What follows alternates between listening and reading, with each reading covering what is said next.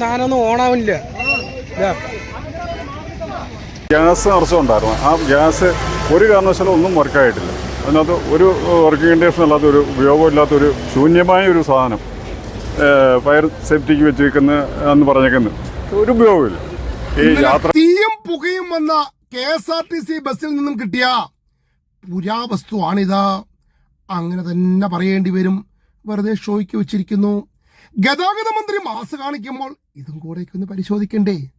തീയും പുകയും കണ്ടപ്പോൾ ഡ്രൈവറും യാത്രക്കാരും കുടിക്കുന്നതിന് വേണ്ടി കൊണ്ടുവന്ന കുപ്പിവെള്ളം ഉപയോഗിച്ചാണ് തീ കാണിച്ചതെന്ന്. ഗതാഗത മന്ത്രിയുടെ നാട്ടിൽ നിന്നും കോയമ്പത്തൂരിലേക്ക് പുറപ്പെട്ട ബസ്സാണ്. ഇനി ഈ ബസ് പൂർണ്ണമായും കത്താത്തതിന് കാരണം ഈ രണ്ടുപേരാണ്.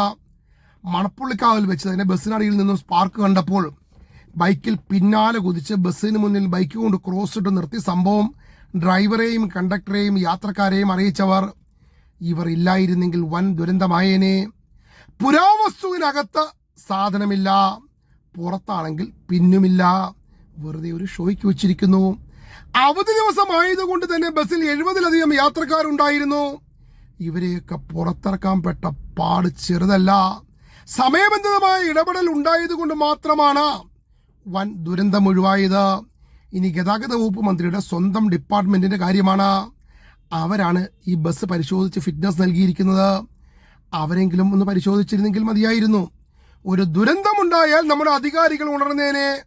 അതുകൊണ്ട് KSRTC മാനേജ്മെന്റിനോടും മന്ത്രിയോടും പറയാൻ ഒറ്റ കാര്യം മാത്രം: ഇങ്ങനത്തെ പുരാവസ്തുക്കളിൽ സാധനമുണ്ടോ എന്ന് ഉറപ്പാക്കണം. അല്ലെങ്കിൽ ഡ്രൈവർ 2 കുപ്പി വെള്ളം കൊണ്ടുപോകാൻ അനുമതി നൽകണം. അതെങ്ങനെ വെള്ളം കൊണ്ടുപോയാൽ പ്ലാസ്റ്റിക് മാലിന്യം ഇട്ട് എന്ന് മന്ത്രി പറയും.